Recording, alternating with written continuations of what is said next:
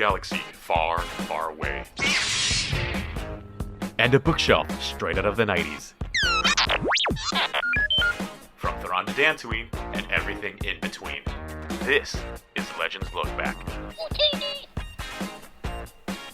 Hello, everybody, and welcome to Legends Look Back, a show brought to you by Utini.com, a show that's been described as the podcast you wish you could have listened to on your way to rent Caravan of Courage from your local Blockbuster, where we talk about all things Star Wars Legends, celebrating our rich EU history as well as diving into lesser-known Star Wars classics. I'm your host, Jared Mays, and today I'm joined once again by the legendary Freddie C. himself. How's it going, Freddie? It's going, man. It's going. I have to say, your intros are amazing.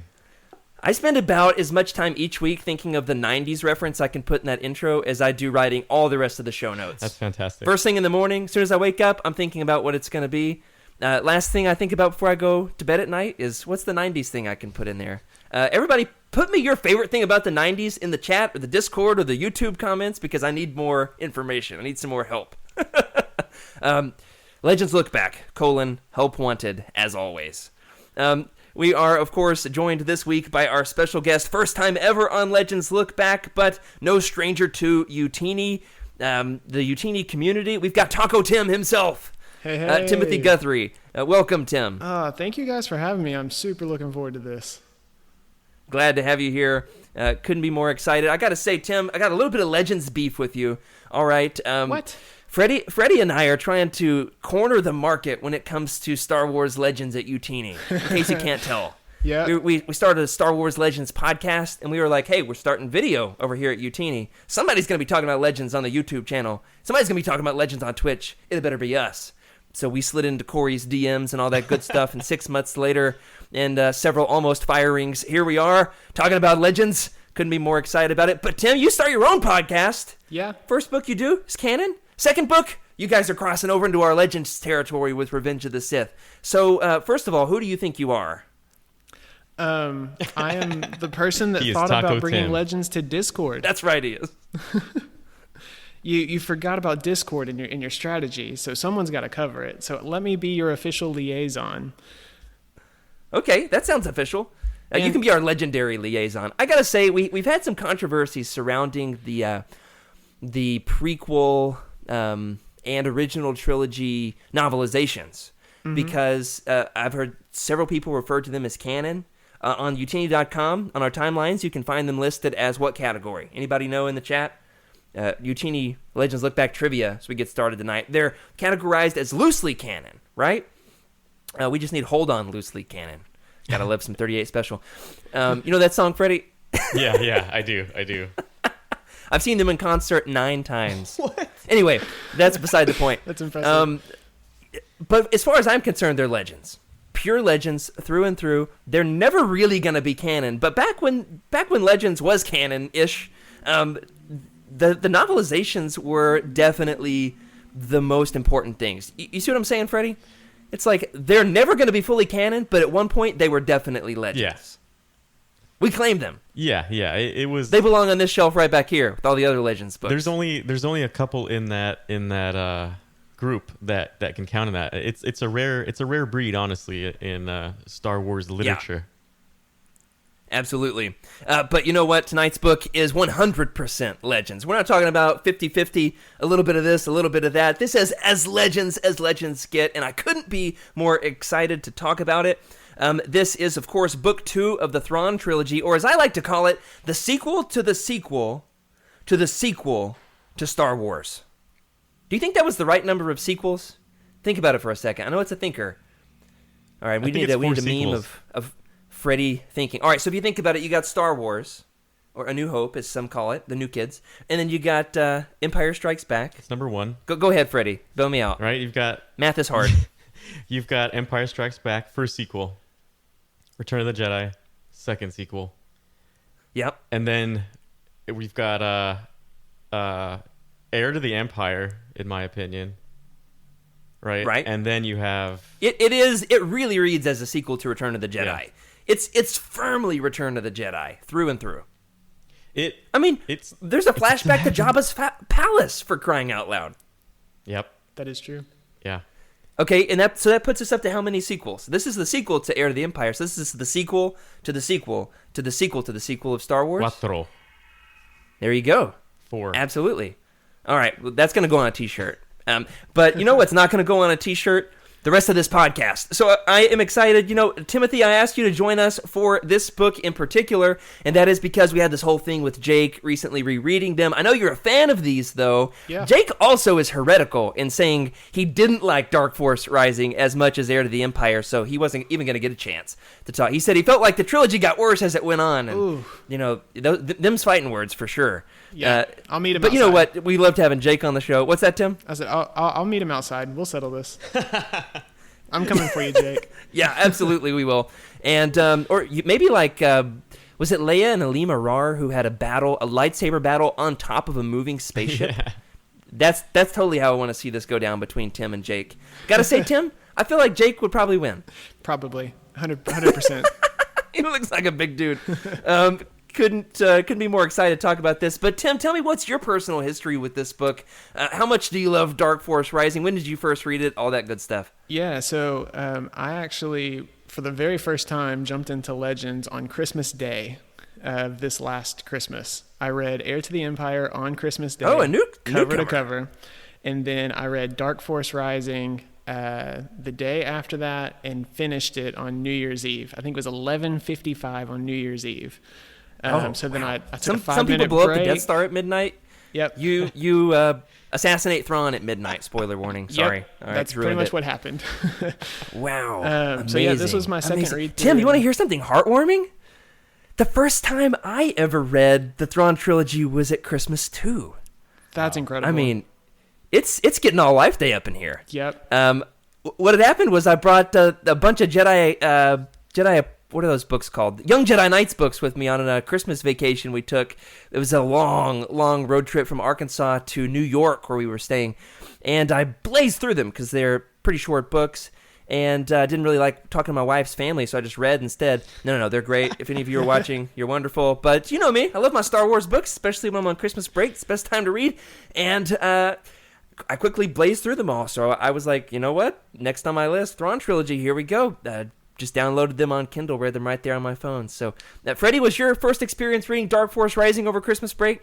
Or Summer. Life Day break, summertime? It was summertime. I remember it clearly. All right, Freddie. Isn't it always summertime in California? It gets like we got like 2 seasons. Cold for us, which is like 50 degrees.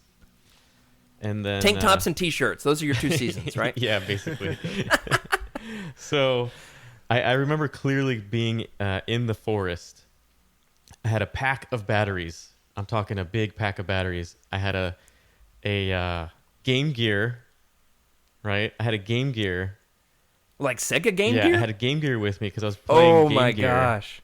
I had a parachute wrapped around, like one of those parachutes they used to drop in World War II with like supplies. Okay. I had that with Luke on it, like the Barbie Luke, right? It was like the, big, right? He had a parachute. That right next to me, using I have no idea what you're talking about, but I'm going to Google it after the episode. This is exactly, we're going to have to talk about this, but using the light from the Game Gear to read at night, Dark Force Rising. Amazing. That was my experience. I used to have one of the Game Boys with the magnifying glass that like popped out 6 inches from the screen. Yes. I think that's the first time my wife and I ever bonded was talking about how we both had those as kids. Let me know, did you read Dark Force Rising in the forest while being chased by Vornskers with your Sega Game Gear? Were there Vornskers? I think I inserted the Vornskers. Anyway, we are talking about the 1992 masterpiece, Dark Force Rising. That's right, I called it a masterpiece for sure. We're not going to give as much personal history and behind-the-scenes info on this as we did with Heir to the Empire. I mean, we could have done a whole show just about the behind-the-scenes on Heir to the Empire. With this one, there's a little bit of behind-the-scenes that'll come up as we go, but in particular, this one was published a year later in 1992. And the only related materials I've found that tie into this one, there's no 20th anniversary edition. It's, I would say, in the top 10, at least top 5 greatest Legends tragedies. Don't you think, Freddie? Yeah. If there's no 20th anniversary edition. You got like the Sword of the Jedi cancellation. and probably this is number 2. What else are the big tragedies of Legends? I mean, there's other tragedies you can see in a different way, but this is a big one because you can tell it gets overshadowed by its its predecessor. Yeah, its older brother. Its older brother, sister, they just shine over it. That's the one everyone looks at. You've got the Thrawn Trilogy, but Heir to the Empire is the one that just gets that boost. Yeah, totally. I want to say in the chat a couple of great comments here. One says that, can we get into this Barbie Luke more? She needs more details. She says she wants this one. So, Freddie, make sure I just called you Thready that time. At least you're not Spready Freddy this week. You're Thready Freddy. Doing some plumbing. She needs some info, so throw a link in the Discord when we're done. Cheryl also says, I love this, she had started reading Heir in Canada, finished it in Sweden, and was like, I need a bookstore stat. Yeah. And that's a feeling I can identify with. Yep. I got to find a bookstore. Mom and Dad, pull over to the side of the road. There's a bookstore. That's the way all of our vacations go if you're a Legends fan. Got to say that the 2 related materials I'm going to be looking for in a bookstore that pretty soon are, or at least, like thrift books, the West End Games source book, which also came out in 1992 by Bill Slavisek. Totally not sure if I'm saying your name right, Mr. Bill, Mr. Slav. Or not, but love your books, so can't wait to buy this one. I'm sure you'll get none of the profits because I'm buying it secondhand. And then also the Dark Horse comic adaptation, which I've been rereading in preparation for this show. I'm on issue 5 out of the 6. I couldn't quite finish it in time, so I'm on a cliffhanger here. There's about to be the battle at the end. Anyway, it was 6 issues, came from writer Mark Barron and penciler Terry Dodson in 1997. And just as there is for the Dark Empire trilogy, this was available in circa, 2010, around that time, as a hardback collector's edition. Either of you have this one? I gotta say, out of all the Legends things I'd like to collect, this might be top of my list to get the hardback graphic novel of the Thrawn trilogy. You got this one, Freddie? Yeah, I have this one. This is my favorite. Of course you do. Oh, yeah. Yeah. Yeah, I love Man, it. Those are beautiful, and they are a pretty penny online right now. Should have scooped it up from my local Hastings back in high school when I had the chance. But we are going to get into it at this point. Remember, folks, if you haven't read this book, it's about to be spoiler-heavy territory. Get out of the forest like you're on the run from the Vornskers. So if you haven't read this book and plan to soon, continue at your own risk. Are you ready, Tim? I'm so ready. Bring it on. That was mostly me just testing to see if your camera's working, and it's not. No, okay, now you're caught up to speed. Awesome. Cool. So, divided loyalties threaten to rip the New Republic apart from the inside, as, of course, Heir to the Empire ended on the cliffhanger of Admiral Akbar having been arrested due to some political maneuvering by Borsk Phalia. All the while, Grand Admiral Thrawn continues to maneuver his way to regain control of the galaxy. Even though he failed the last time, he's still got a grander plan because he's Thrawn, His grand plan this time around, it's pretty basic. Get more ships, right? After failing to capture the New Republic's ships at Sluis Van, thanks a lot, Lando, he's now recruiting smugglers and ship thieves to restock his garage. I almost read that as restock his garbage, which, 6 of one, half a dozen. Card and Mara Jade are relocating their crew after Thrawn went all Battle of Hoth on their Mirkor base for aiding and abetting Luke Skywalker. Oh yeah, that. Mara has a bad feeling about this because of the Force, and is able to get the supernatural heads up where Thrawn ambushes them. She learns from Card that he just so happens to have a lead on where to find the long-lost Katana fleet. Have you ever heard the tragedy of the Katana fleet? Of course, Card has a bit of insight on where this might be. This is, of course, an MIA army's worth of Old Republic dreadnoughts that someone, accidentally misplaced. Because, Jerry, come on, you only had one job. I specifically asked you not to lose the freaking spaceships. Anyway, Card isn't the only one with an idea of where to find the Dark Force fleet, however. Han and Lando end up as dinner guests of Old Republic Senator and Battle Commander Garm Bel Iblis, who helped found the rebellion, but stormed off on his own because he didn't exactly get along with Mon Mothma very well. Which is understandable, honestly, because, Mon Mothma doesn't exactly seem like a barrel of laughs with her dire news about rebel spies and Bothans. Anyway, Lando doesn't exactly trust him, but Han sure does because he's Corellian and also hates it when you tell him the odds. How'd you like my Han impression? I got like 60% committed. on that one. Tim gave me the look like it could have been better. Anyway, Mara's loyalties are pretty complicated at this point, but basically she just wants to get Thrawn off of Karrde's trail. She's pretty loyal to Karrde at this point. So she uses her Emperor's Hand ID badge to demand an audience with Big Bluey himself in order to offer him the Katana fleet in exchange for Karrde's freedom. She has to pass an art exam for Thrawn because, Thrawn's gonna Thrawn, He begrudgingly agrees, but captures Karrde anyway because he's Thrawn and he has bigger plans and is one step ahead of you. This makes Mara pretty jaded. Did you get it? Jaded. Worked really hard on that one. Good, There's dude. only Really one hope left for. Thanks, Freddie. All right, somebody. Cheryl's gonna hate it. Cheryl's gonna hate that one. That is to say, of course, that there's only one help left for her. She has to team up with the whiny goody two shoes Luke Skywalker, even though she totally wants to kill him. It's a good thing that she needs him too, because Luke's in way over his head, trying to redeem crazy old shirtless buff Force Lightning Fingers Jeruis Sabayoth. There's an awesome lightsaber duel, and the pair of young Jedi lovers escape and rescue Karrde. The book ends in a massive space battle, as most Zahn books do, with Thrawn ending up in possession of most of the Katana fleet. Yeah, yikes. Good thing there's one more book left in this trilogy, because otherwise it looks like Thrawn's pretty much just gonna win, right? So, guys, help me out here. We gave pretty high scores last time around. I think Freddie and I both gave 10s to Heir to the Empire. Now, Freddie, follow me up. Do you go higher? You go lower? Equal? How does Dark Force Rising do in terms of following up on the Legends masterpiece himself? Yeah, this one's interesting for me. I give this one, if I could give it the same, I would, which would be a 10. Okay. And I'll tell you what. This one is probably one of my favorites out of the trilogy, for sure. And Nice. I love the first one, right? The first one introduces everything, but there's something about the second one, and we'll get into it. Okay. Tim. Yeah, I'm in the same boat. If I can't give it a 10, I'll give it a 10.3. It was so good. I love sequels, Empire, The Dark Knight, How to Train Your Dragon 2. I mean, like, this is right up there with it. Wait, hold on. Where do you rank on Toy Story 2? Toy Story 2 is Because fine. I hate it. It's fine. Okay, it's got it's got a Star Wars reference in it, but famously I hate it. Absolutely hate it. I like Back to the Future too, though. Oh yeah, Yeah, that's a good. good one. Zurg, you can quote me on this. Zurg is a knockoff Darth Vader. 100%. All right.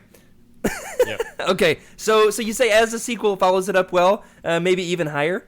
Bro Dameron says, "Bruh, How to Train Your Dragon series is baller," which I've never heard it described that way. But Bro Dameron, I salute you for that description. I actually think I'm going to go a little bit lower on this one. I would at least give it a 9, maybe as high as a 9.5. It's a very good Legends book. Heir to the Empire is very special, and I like Last Command more than this one. This one sags a little bit in the middle for me, but not much. Not much at all. I mean, seriously, I ranked this in my top 10 Legends books, so don't hear me. I feel like I have to apologize to it and make it up to it tomorrow by taking it out for donuts or something. This is a book that I absolutely love, but for some reason it just, maybe it's because it starts slow. Everybody's kind of picking up the pieces at the beginning. It's got the same repetitious, like Thrawn is one step ahead of them in a space battle, which is cool, but doesn't quite hit as strong for me. And that being said, the adventure of Han and Lando to meet Garm Bel Iblis feels like Zahn didn't know what to do with them, and so he introduced a new character. He's a great character, but to me it felt like it was pretty obvious that Zahn didn't quite know where they were going, so he had to stick them somewhere and introduce somebody. You see what I mean by that? I get it. I can see it. And I've heard some gripes about Leia's the whole thing with the Nogri, and I've heard some people say they don't like that. That's probably my favorite part of the book, though. It's so agree. Incredibly tense. I mean, I'm getting sweaty just thinking about it. That, or maybe it's all the lights in here. I'm not sure. But tonight we're going to be talking specifically about the characters, and boy, does Zahn introduce some amazing characters in this trilogy. We barely scratched the surface with our Bothan fingernail last week in terms of these characters. This week we're going to be getting into more depth, and we are starting off once again with Mara Jade. So, Tim, this is a question that I had pretty early on in reading the book, and it's answered a little bit later on in the story, but How much do you think Card actually knew about Mara's past? Well, what do you think their relationship is like? Yeah. How much do you think he's upset when he eventually finds out, everything that's actually gone on with her? Yeah, I don't know that he knows details, right? But he definitely knows something is there. And I think later on when he finds everything out, I think he's disappointed that she didn't maybe trust him enough to reveal that to him earlier on. But I could definitely see that he knew something and was just trying to be trusting, right? Like she's got these special skills, she's got these talents that he desperately needs. But yeah, I don't think he knew the extent of it. It's pretty interesting that once they were relocated from Mirkor, which is where all of the Ysalamari are, once her force powers are a little bit more exposed, his pet Vornskers, Strum and Drang, gotta love them. Mm-hmm. Gotta be top 10 Legends characters for sure. Gotta love Sturm? Man, this is hard for my Mississippi mud mouth to spit out. It's a German word, isn't it? Strom? Yeah, there you go. Freddie says it so beautifully. He realizes then when his Vornskers are like ready to tear her apart that like, oh, she must be force sensitive. So kind of illuminating more that there's more to her story than he knows. It makes sense for me that he would bring her on because she's pretty ruthless. She's on top of things, very capable. But like as a smuggling chief, I guess you get pretty good at hiring staff without like the most thorough interview process. I imagine if you're interviewing for Talon Card, it's more like, can you smuggle this shipment of explosives under the Empire's nose, more so than like, I got to do a thorough background check. What do you think, Freddie? How much did Card know about Mara? Not a lot. And let's just think about the industry that he's in, right? As a smuggler, it's not really about interviewing like the traditional route, right? It's more about like, what's your cred? What can you do? Can you prove it? And if someone speaks for you, right, or if you can just prove it right on the spot, he's gonna get you. This person's an asset. Not a thorough background check. If anything, maybe a little bit, but even what she did was very covert, right? So it's not like he could really find anything, especially if it was scrubbed. The big reveal with Card and Mara later in the book is that she kind of betrays him and kind of not. Her motivations are pretty murky. I can say murky. She's pretty divided in terms of who she's going to fight for. She ends up demanding an audience with Thrawn and uses Card's secret information that he confided in her as leverage to try to free him. So it's like maybe she had good intentions, and yet it's probably a big secret that he shouldn't go telling Thrawn, right? Who specifically wants to kill Card. And when she does, he offers her a spot back in the Empire. He's like, yo, if you want to do this, you better bring me those ships. And I've read this book a bunch of times, but even in my most recent read through, I was like, this hurts. It's kind of painful. It's like, I trust her, and yet it feels a little bit like a betrayal. Tim, did you feel like Mara would betray Luke at any point? She always had me guessing, right? I never knew. Even on the second read through, I was like, I really don't know what she's gonna do. So I could see her betrayal being very real, and I could feel that, should it have gone that way. But also, there's some redemptive qualities about her, I think. And at the end of the day, I think she's very much like Card in that she needs every asset she can get her hands on to make sure that she comes through okay. So, I don't know. That's a tough question. Yeah, she's definitely got her hands on a lot of pieces on the chessboard. I mean, I don't guess you can play multiple pieces at once, but she's certainly. I'm inventing a new game because it's Star Wars. Why not Dejarik? Man, I spent like a week trying to learn how to build my own Dejarik board. Oh, that's awesome. Was unsuccessful, but one of these days. I saw that about Tim's audio not working on that other scene. We'll leave it here for now. Thanks, though, Cheryl. Freddie, how about you? Did you ever question Mara? Who she was fighting for? Did you feel like she was going to betray Card or Thrawn or Luke? I always felt confused by her. And I think because that's how she is right now, right? In this stage, she's confused. She's getting her whole world is being turned around and inside and out, and everything is not what it was, right? Like she woke up, like she's waking up. You can tell, and you can feel that, because even when you read about her and read what she's doing, I don't think she quite knows what she's doing. She might have an idea, right? Kind of like how we all have an idea when we're in high school that we know everything. But she doesn't. She's still finding things out, and she's still trying to discover who she is. And that's what you see. Yeah. And that's how I feel. Yeah, that's a good point. She's definitely in flux, in transition. She's being pulled this way and that way, and her whole life on Mirkor has just been turned upside down. And Cheryl makes a great point. She herself doesn't know what she wants, and she's trying to figure it out, echoing Freddie's sentiment there. So that's a great point. Appreciate that. I gotta say though, with Mara, the incredibly satisfying moment for me, my most recent read through this time around, was when Mara force choked Thrawn. Because he totally went back on the agreement. He gave her 8 days to find the fleet, and instead, totally captured Card like the next day, maybe 3 days later. Definitely not 8 for sure. And she's like chewing him out, and Rook is right there. Her Thrawn's Nogri bodyguard, and she just straight up force chokes him. I was out on a walk with my dog listening to that, and when she force choked Thrawn, I dropped the leash, threw my hands up in the air, and just screamed, "Yes, get him!" And people were looking at me. It was amazing. Absolutely perfect Legends moment. And it was like, that was gutsy for her, because Rook, hey, if he's good at one thing, it's stabbing. Am I right? You know what I mean? Don't go force choking somebody around Rook. Unless it's Rook. Definitely force choke him. He's scary for sure. So I absolutely loved that. How satisfying was that for you, Freddie? Yeah, it was like a sigh, like, okay, finally. Like, she is as powerful as I thought she was. Yeah, it says more about her power than it does, ever putting Thrawn in danger. You never really feel like she's going to kill Thrawn. Yeah. Right? No. Tim, do you want to weigh in on this? Yeah, I think it also shows a little bit of her lack of restraint, right? Okay. She just absolutely... Very raw. She's very raw for sure. Very raw. What is it? The phrase, "Hell hath no fury like a woman scorned." And she just gave it to him. Yeah. Absolutely. Tim and I both have the Christian minister thing, so we're just going to be all tonight making nothing but Bible references and good ministerial quotes.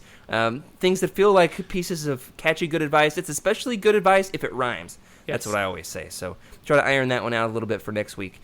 I do love that. She's very raw, and she, of course, is at a point where many of us know where she's going, right? Her story has been out in the open for decades. We're trying to do our best to go one book at a time without totally spoiling everybody, in case we've got some Legends newbies here, like Tim. You're pretty recent to all of this. And so for us who feel like Mara is safe, it's nice to see her do something really dangerous that makes us uncomfortable. Because later on in Legends, she does kind of come just like the Jedi mom. And at this point, it's pretty cool to see her do something that's surprising. And especially, the number of characters who force choke Grand Admiral Thrawn. How many books has he been in? Is she the only person to ever do it? Yeah. Pretty gutsy thing to do, right? Yeah. She showed him, for sure. There's no doubt. Like, if he had, because I know, Chiss, if you look at some of their background, even back then, they were warriors, and I believe. But he, there was no way he would win a fight with her, I don't think. And I think that was the moment you could tell for sure.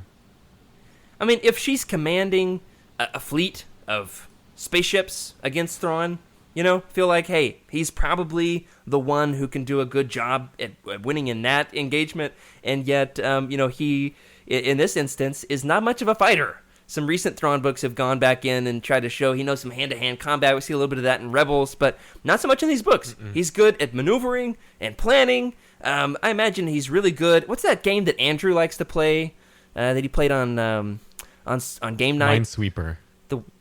No. The one where you do the ships and you battle strategy. Empire at War. Empire at War. Yeah. Empire at War. I feel like Thrawn's the only person who could beat Andrew at that. So, sorry, Andrew, but maybe if you just grow some red eyes, you'd be better. The other character who's really good at space battles is a new character in this book, Garm Bel Iblis. He, of course, is introduced, and Zahn has gone on record in saying that this was a point in the story as he was writing it where he realized he didn't really know what to do with Han and Lando, so ends up tying Garm Bel Iblis into the early days of the rebellion and showing the machinations that are kind of behind the scenes with the New Republic, as well as somebody who has worked with Phalia in the past to help investigate more of that mystery. So, Freddie, how does Garm Bel Iblis demonstrate the idealism of the early rebellion? Where did it go wrong with Garm Bel Iblis? You know, I have to look at Mon Mothma to see where it went right. Right. Every time I think about this, I always have to think about how she wanted the Republic to be. Right, the New Republic, which was very, very much like Mandalore. Right, if you think about it, no weapons, no war. Very, very, empathetic with people, what their needs are, trying to get everyone, as satisfied as possible. The dream, and he wasn't quite the same, and it's hard for me to really pinpoint it, but it was almost like he just didn't have that path, that vision that she had, and that's why they just split. It was just two different factions, even in the same rebellion. Yeah, she's more of a pacifist. He's more of a warrior. Yeah. Is that your take on it, Tim? Yeah, I think so. I think that if he had wanted it maybe as badly as she did, he would have stuck around. And so I think there may have been a difference there. I don't know that I could have looked at her and seen she's hoarding all the power to herself. I've never necessarily gotten that vibe from her. Yeah. But I could, I definitely see that he maybe wanted more piece of the pie. And he wasn't willing to let that go for the greater cause. One of my favorite things in Legends is seeing how, and even in canon, is seeing how the rebellion formed. The early days of the Rebel Alliance is a lot of fun for me. I liked the plot in one of the Force Unleashed books, might have been the second one, where you actually have Mon Mothma hanging out, teaming up with Garm Bel Iblis and Bail Organa. Get some Bail Organa. I almost called him Gale. Sorry. Some Bail Organa love in the chat. Gotta love us some Bail Organa. You kind of see them teaming up to infiltrate and find out what's going on with the Death Star, which is a lot of fun. Which kind of had me aching to see him in Rebels. Tim, would you have liked to see Garm Bel Iblis? How many times do I have to say Garm Bel Iblis until I can actually spit this out of my mouth? Would you have liked to have seen him in Rebels? Do you think he would have worked? Yeah, I think so. But I think a better place may have even been in Rogue One. If he was cool. maybe around the table, yeah. Right before Jyn takes off, and they go and do the thing, right? Like I think he might have been there. I'm kind of hoping that we get that story. So it's possible he could have been. We just didn't see him. He was just slightly off camera. Yeah. I like that a lot. Cheryl has a good idea in the chat. She says maybe that's where they got the idea for Saw. He's an extremist, though. So Garm is definitely a warrior, has his own militant group who was doing these hit and run attacks on the Empire all these years, even though they're not a part of the New Republic. So there's definitely some overlap there.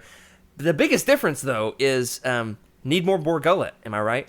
That's the one big difference between, as far as I can see it, between Garm and who are we talking about here? Garm and Saw. Yep. What's up with these monosyllabic names? Freddie, you want to weigh in on this? Yeah, I really do, actually. Is it the Bor Gullet? Is that the difference? Bor Gullet. That's pretty good. That was good. So I can feel you taking over my mind as we speak. I really like him. Garm is probably one of my favorite characters, but he reminds me a lot of how I would probably be in a rebellion, just caught up in the war and the defeat. And you can imagine someone who gets peace after that. How do you do peace? That's kind of hard. Sure. Yeah. But I would say he's spoken for as Saw Gerrera. I mean, if you look at Clone Wars, for instance, when you see his character in there, he's very much that let's fight the warrior, let's fight the biggest battle we can, let's do this thing, right? They're true rebels. But I think about it a lot like the U.S., for instance, against Britain. That's exactly how I see him in that position. Yeah, sure. And I think Cheryl's making a great point, about Saw. There being a big parallel there, with possibly him being the inspiration for Garm having been the inspiration for Saw and re-envisioned a little bit. I like that quite a bit. One of the things that is an interesting introduction for Garm Belt Iblis is the way that he has this history with these major players in the Rebel Alliance, and there's this big controversy going on between Akbar and Borsk Phalia. Can I get an F in the chat for Borsk? We love to hate Borsk, don't we? He actually is probably one of my favorite Legends characters. I love just what a great foil he is for our idealists. He's all about the power. He's trying to position, he's trying to maneuver, and yet he has just a great storyline for many, many books to come in Legends. But Freddie, let me ask you this. Heir to the Empire ends on this massive cliffhanger of Akbar's arrest, which came as a result of Borsk's political maneuvering. So what's the difference, do you think, between Akbar on the one hand and Phalia on the other? Oh man, I mean, if I remember, every time I read this part, every time I read about Phalia, I always wish that I could just be placed right in the story and I could just give him a right hook right to the chin. Every single time I read about him, I want to knock him out.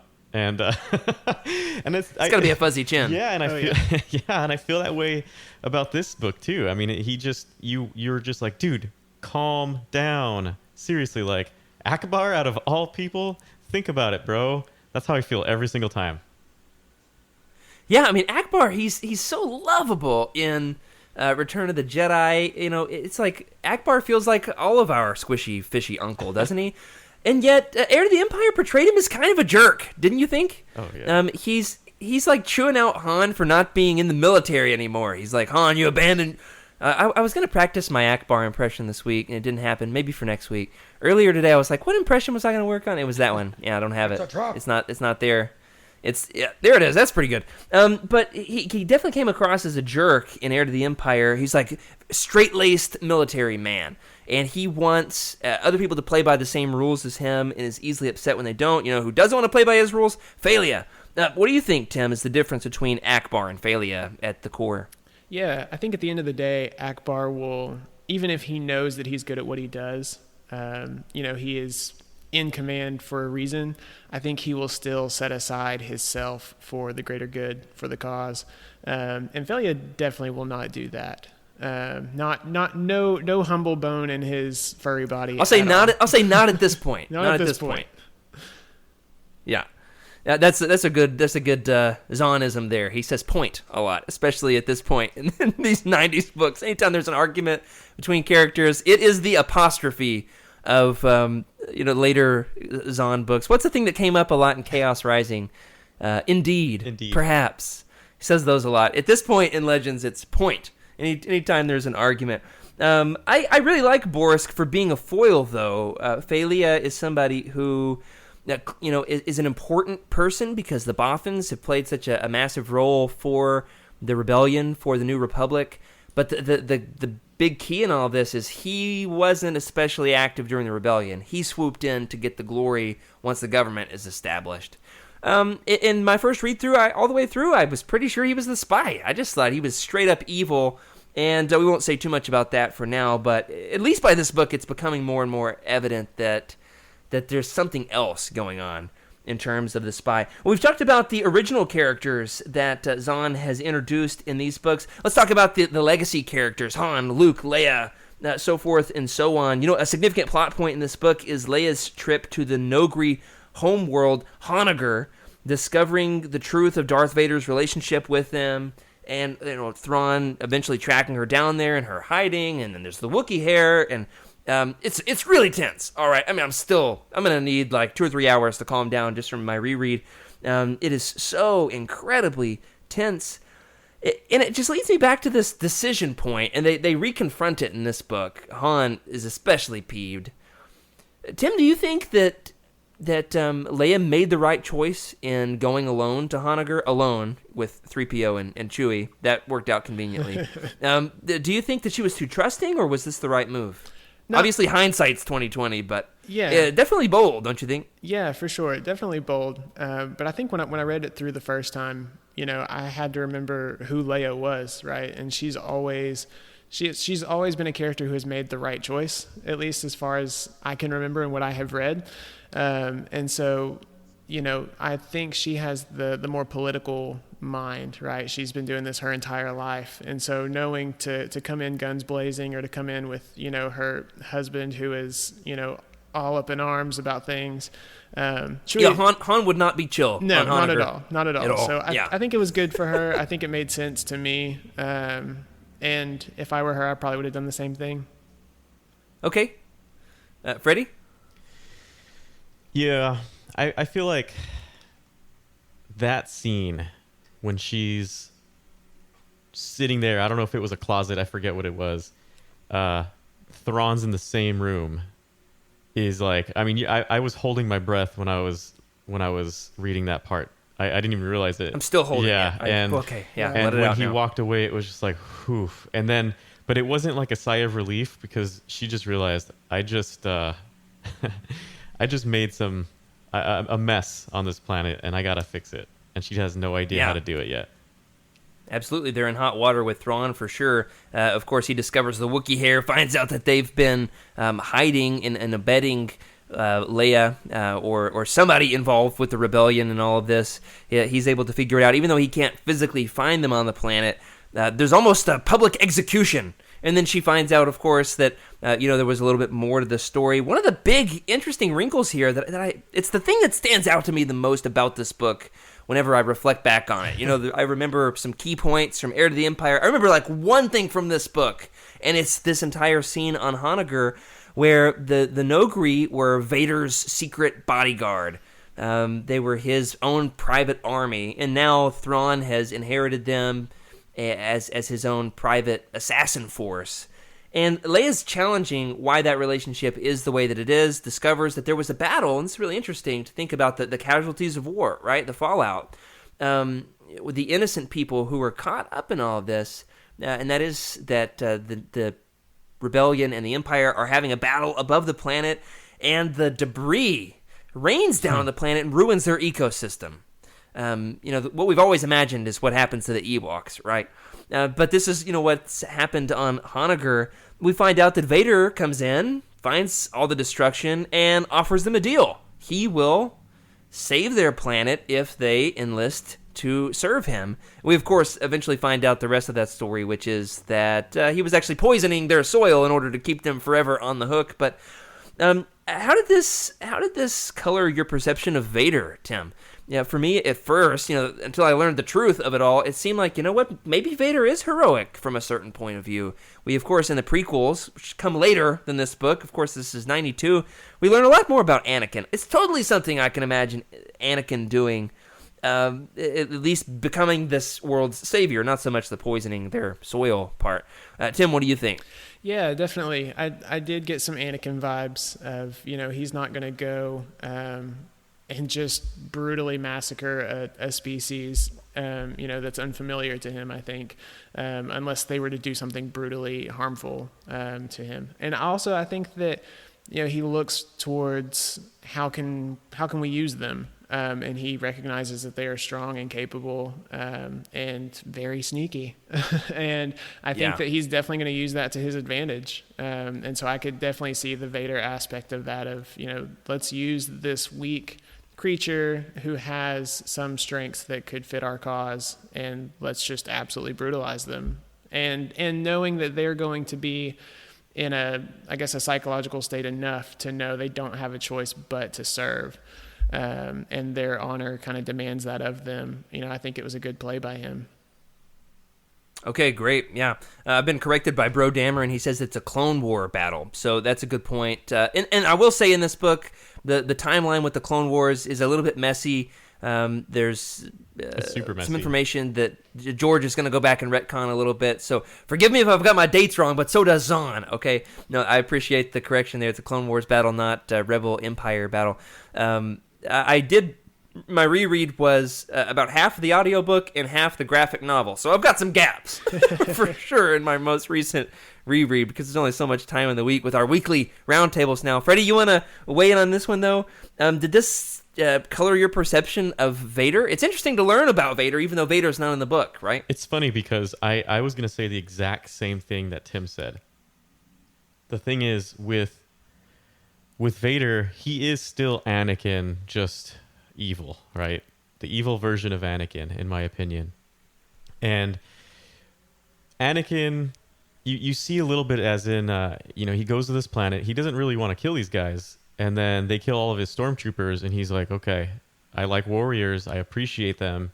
How can I use this with a Sith influence, right?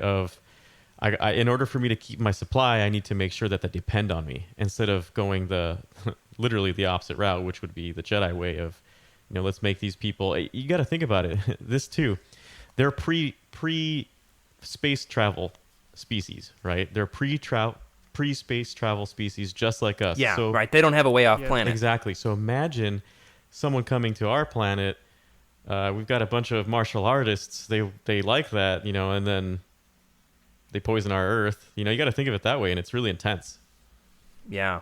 I will say, though, Freddie, with all the stuff that's happened in 2020, I would welcome alien invaders at this point. Vader. Like, aliens, please come. Aliens please come. Invader. There we go. Oh, now Freddie's chiming in on the puns. We've talked about Leia. We've talked about Vader. Let's keep it in the Skywalker family here. Let's talk about Luke as well. One of the things that I absolutely love in this book, and I also find it a little bit cringy, but it's interesting to see Zahn himself trying to explore, before the prequels, what would a Jedi have been like before the war, right? Before the Empire, before the Dark Times. What do you think this scene in which Luke mediates this cantina brawl, how does that illustrate what Zahn is trying to show us the Jedi are all about, Freddie? You know what? Give me a moment on this one. We'll come back to you. I find that this way of him saying, "Well, Jedi were not always warriors; they're peacemakers. They're respected in the galaxy." What do you think, Tim? I think I felt just as confused as Luke was when confronted with this. Of like, okay, wait, what? What am I supposed to do now? No one ever told me about this. But I see the. It's tough. I don't know, man. I don't know how to put words to it other than I think this is probably the best way to show them being peaceful is making wise judgments. And that was a sign of a lot of, very powerful, kings back in the day and strong leaders is you base things based on their judgment and their wisdom and the way that they can read a situation. And so I guess Jedi being, in tune with the Force ought to be able to make wise decisions, see clarity, speak truth in ways that should diffuse and everyone comes out all right. So I guess that's what he was trying to go for. But I felt just as confused when I read it of like, this is odd. I don't like it. Yeah. The judgment reminds me, just the other day I was teaching about the story of King Solomon, who there's this famous story. You know the story, Freddie, where there's these two women. They bring to him a baby, and the two women are arguing over whose baby it is because one of their babies has died, and so one of these women is claiming this other baby is hers. And then Solomon says, "I've got a way to figure out whose baby." It's so horrible. It's messed up. He comes up with this way to say, "I know how we can figure out whose baby it is. Let's slice the baby in half." And then one of the women says, like, "No, please don't kill the baby. Give it to the other woman." And in that instance, I almost called Solomon Thrawn. Man, that's confusing. Blue and all right.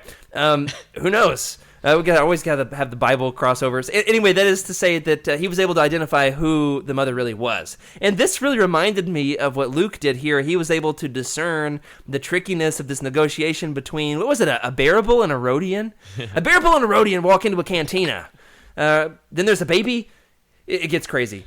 Anyway, it's one of those things where we find Luke exerting judgment and wisdom rather than just being a warrior. I don't even remember if there was a lightsaber, but nobody had to get an arm lopped off, and so there's that. But Freddie, how do you think this showed Zahn trying to navigate what Jedi would have been pre-wartime? So this is super interesting because at this point in time, we didn't have anything, right? There was nothing about the Clone Wars. There were nothing about the Old Republic, just ideas here and there. And nowadays, right, if you play certain, I think it's Star Wars: The Old Republic, you have a consular, right? A Jedi consular who is like a political aide who helps ease tension in situations and uses, the other side of the persuasion, right? The persuasion to do the right things, etc. The counter to the Sith.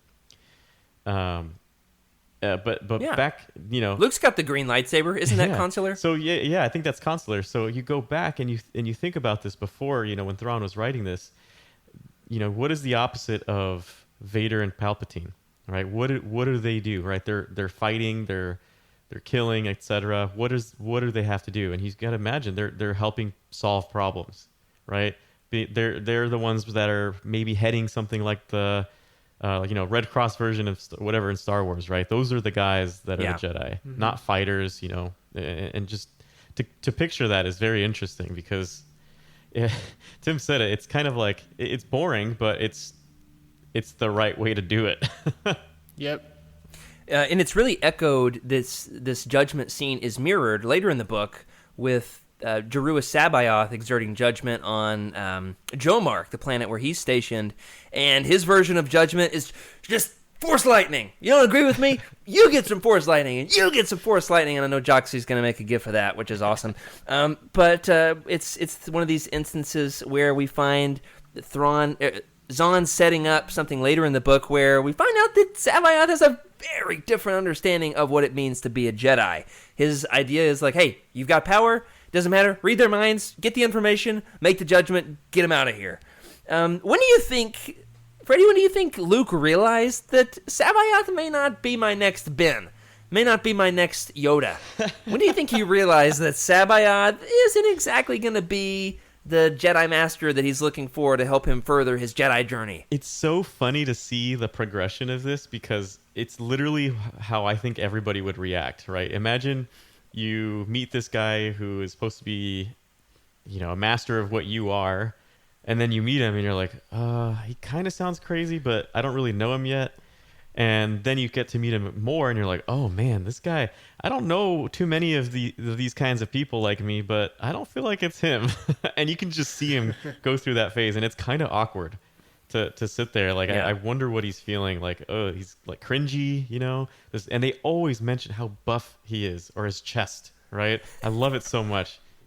But yeah, he's just weirded out. You can tell it's so cringy.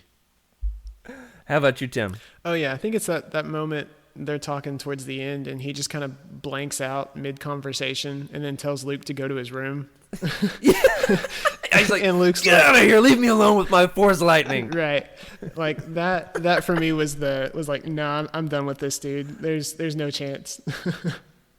That's amazing. Yeah, I love that. Yeah, I was reading that in the graphic novel adaptation earlier, and I was like, I wonder if the book shed any more light on this, because I feel like I'm missing a panel, missing a pane. Yeah, maybe it just shows that his clone body is breaking down and his mind can't handle it. And Luke is trying to grill him about, like, tell me more about Outbound Flight, aka Zahn's like, please buy my book that I'm going to write eventually. And he doesn't quite have all the details for Luke and doesn't really want to talk about it, but he mostly just wants Luke to go ahead and give him those Jedi babies, right? Which, oh my goodness, that's a scary thought, isn't it? But there's this dilemma that happens with Sabayoth where Luke and Mara have this awesome lightsaber duel with him because Mara wants Luke to go with him to rescue Card, and Luke, being the good boy that he is, wants to go help his friend, even though she totally wants to murder him. And then they end up, R2, I think, knocks out Sabayoth with the X-Wing's lasers, and then Mara's ready to decapitate the fool, and Luke, being the good boy Jedi that he is, redemption's kind of his thing. He's like, no, let's give him another chance. So, Tim, do you think, do you side with more Luke or Mara in this situation? Is he too dangerous to be kept alive, or should they have just go ahead and ended him? Man, I really could go either way here. I just hate the guy. So whether he's on an island to himself, left alone for no one to ever see again, that's fine. Or if you kill him, that's fine too. Okay, so walking the fence here. Yep. Freddie, how about you? It's strange. Cheryl's team Mara. She's like, let's just go ahead and Would you go for the head or the heart? Where would you stab him with the lightsaber? All right. Maybe that's not the way to go, but I don't even remember totally excited for the reread of the next book. I don't even remember totally what happens to her. I know that she faces off against Sabayoth again, but I don't remember if, how he dies or whatever. So it's one of those things that for me is like, well, if you don't kill him now, you're just going to have to kill him later, or get an Ogre to do it or something like that. So expediency, and yet the thing that I love the most about Return of the Jedi Luke, which is very much this Luke, is that he believes in second chances. And that's certainly what he's doing for Mara. He's showing her that he is not his father, right? That he doesn't just eliminate people who are in his way. Do you think that's right, Freddie? Yeah. It's funny because Sabayoth is one of those guys, like, if you could just lock him away in a place you could never escape, that would probably be fine. Just keep him there. Let him go crazy. He's going to destroy himself anyway. But there's really no second chance for him, and I felt like there was going to be a second chance for Sabayoth, but you can see that Mara is starting to see like how good Luke is and how he is not who this propaganda that's in her head, right? This is not right. Like you can tell she's a little confused too, and she wants to do something else, and then she starts to see Luke, and I think it shocks her a little bit that he's so peaceful. Yeah. And for the record, Cheryl says decapitate Sabayoth because you don't want to ruin his chest and abs. Which is my so head on great. Sabayoth's Good body. call. That's the Photoshop that we need. Where's Joxy when we need him? Well, we've talked about the good guys, we've talked about the bad guys, but we've got to talk at least a little bit about Big Bluey himself, Grand Admiral Thrawn. In the first book, we find that Thrawn is definitely up to no good in terms of his military genius. He's really good at looking at art in just the right way. I feel like if you gave Thrawn one of those 90s like seeing eye posters, what are those things called? The illusions, where you have to like cross your eyes in just the right way, he would be the first one to find the real picture every time, don't you think? Yep. He's the GOAT at those crazy 90s art books. But, Thrawn is definitely shown as a brilliant tactician in Heir to the Empire, but I feel like that's taken to the next level in Dark Force Rising. Tim, how do you see Thrawn's brilliance elevated even more in this book? Oh, man, just watching him, try to predict exactly where, the Millennium Falcon will be and when. And, this is a race to the end of exactly where we're going. The ability to just plan that far out, I think is pretty unprecedented. I mean, we see some of that in Rebels a little bit. He's this master manipulator. He knows exactly what he's trying to do and where he's trying to corner people. But this was like a whole nother level of just throwing darts out there for anybody else. And he's right more often than not. I think it is crazy to see how he could do that. And I wish we got more of it. It's so good. Yeah. It was shocking to me early in the book when you've got Card and Mara watching the destruction of Mirkor from an asteroid. And Card is totally resting on his laurels. He's like, oh, yeah, we're good. They can't see us over here. And Mara's like, no. We got to get out of here quick. And then later in the book, you've got Thrawn finding Leia on Honoghr, leaving, and then coming back because he definitely found her that second time. And it's like, oh man, he is just too smart for them. Freddie, how do you see Thrawn's brilliance elevated even to the next level in this book? It's so crazy how not only are they one step ahead, but if they get like even a half step ahead of him, he reads it's almost like he collects everything in his head. He replays it like 100 times every second. And he's like, wait a minute. They're talking about this guy in this situation. Wait a minute. That doesn't make sense. That's what's going on in his head. We get kind of that visual in the newer Thrawn, but back then you don't really have that. You've got Palian to kind of walk you through it all. But, even when you think you're ahead, he just notices and he's like, nope, I know they're here. I have a feeling. And he just hones in on it and he's going to go at no mercy. I love when he was able to snuff out where Garm Bel Iblis was involved because he was able to notice like the formation of the ships, and he said a Corellian commanded that battle.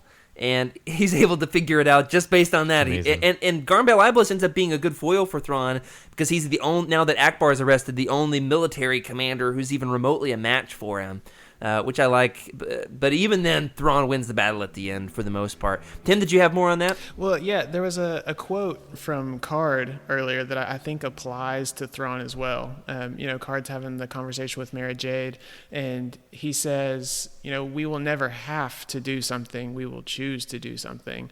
And I think that's very true of Thrawn as well, that even if he is boxed in a corner or it gets a step wrong, he is right there picking it back up. All those calculations are running all at once. And I think that can be applicable to him as well, for sure.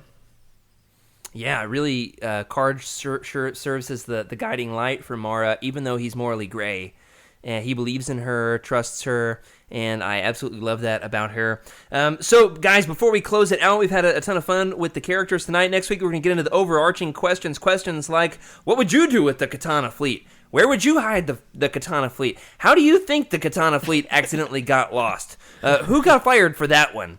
Also, we're going to talk about this quote from Leia, where she says that the New Republic is being held together with hope and crating tape. Is that just space duct tape? Probably. And we're going to talk about the fragility of the New Republic. It's going to be a blast. So, before we do, guys, as lightning round here, we close out the episode. What was your favorite part of the book? You can give a shout out to a character we didn't really talk about, a scene we didn't get to highlight very much. You just want to talk about, Cheryl's blasphemy or was it Heather's blasphemy and talking about burritos with Taco Tim on the episode? I mean, what's going on there? Drama. Tim, what was your favorite part of Dark Force Rising? I loved every conversation between Leia and, I guess, the matriarch of the Nogri. I can't remember how to exactly say that word. There's a really cool paragraph where she's talking about the Clone Wars battle. And there's a line that says, and yet there was no thunder, as if those same gods were too angry even to shout at each other as they fought. And I remember being more frightened at the silence. And I don't know, that's going to stick with me for a while, I think. That's beautiful. Yeah, that just kind of to never let it get to that point. And the fact that she could recognize that as someone who's never seen anything quite there. I just thought all of those conversations were so deep, and watching Leia learn more about this species as we were getting to learn about them, it really made me wish that things in Rebels had gone differently, because I want more Nogri for sure. Yeah, you got Rook in Rebels, but really don't get into the Nogri culture like this, which, hey, if you want Nogri culture, this book's got it. Yep. We're going to Honoghr, we're getting our boots on the ground, we're hiding in their closets. Man, it was just a great quote, and that's where Zahn really shines in this trilogy. He's so great with these intimate moments, not just the big space battles, in a way that I don't feel like he's captured in his canon books. But that's just me. You're more than welcome to disagree. Believe it or not, I love Legends, so there's that. Now, what's your favorite part, Freddie? Okay, so there's two parts. One of them is exactly the thinking about the battle that was over the planet. That always fascinated me because, first of all, I love Rogue Squadron. I love all the books. So just thinking about it, right? Thinking about the massive battle that was up there. And of course, these people had no idea that they were just going to kill off a planet and ruin a race, man. And that was the thing that Leia realized. She was like, we did this. Like, this was us. We got to fix it. Yeah. And she took it unto herself to fix. She had a responsibility, she noticed. And when it was when she was talking with the, what is it, like the Maitrak, I think was what they call her. The matriarch. So artfully said. I can see it written on the page. I just can't try to say it. Maitrak, I think. Anyway, so she just hearing the story, because that's what they were, right? They're the matriarch, storyteller, leaders of the group, and hearing the story painted so well. Like I could see her. I could almost see it in my head of her telling it to me, even though it was not her. It was, what's his face? Sorry, I forgot his name. Audiobook. Yeah. Oh, Mark Thompson? Mark Thompson's voice, yeah. But it was amazing. And then number two, is the amount of times they talk about his chest is fascinating. And I was thinking I need to figure out how to come up with a Sabayoth workout plan that I can share to Utini. So, oh man, that would be awesome. You got to grow a long white beard first, though. Yep. Oh man, it's coming. All right, Patreon goal, everybody. Do you want to see a Sabayoth workout fit? I can't even say it. Oh my gosh, so amazing. Can't wait for that. That's going to be one awesome Patreon stretch goal. Tim, you're our Patreon manager, so put that on the list. Yes, I will add that right now.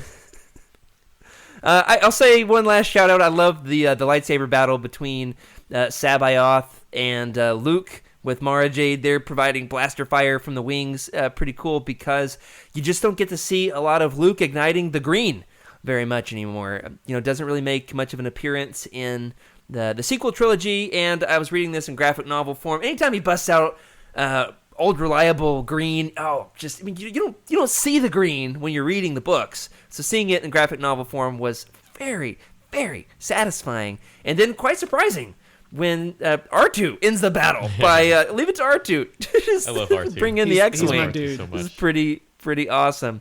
Absolutely. So that does it for this week. Thank you, everybody, for joining us on this episode of Legends Look Back.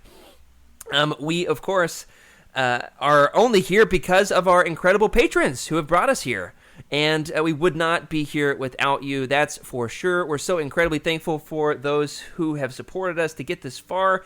And, of course, you can support us right here on Twitch. We are every Thursday night at 9:30 p.m.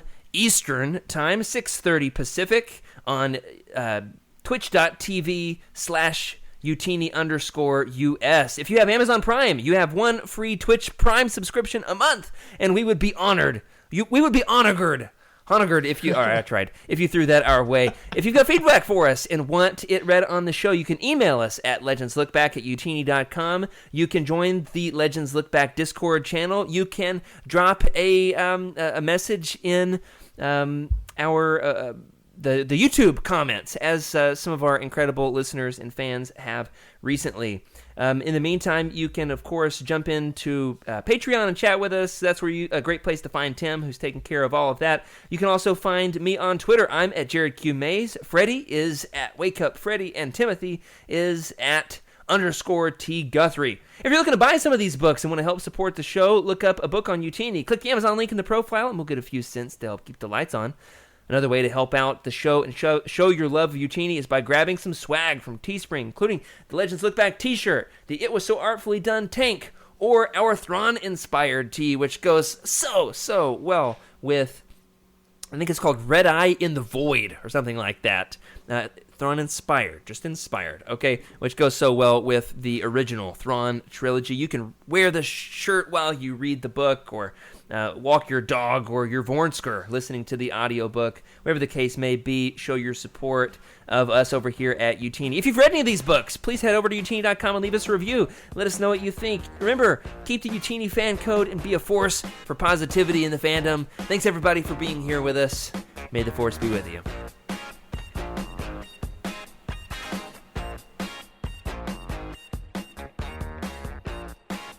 This is a Utini broadcast.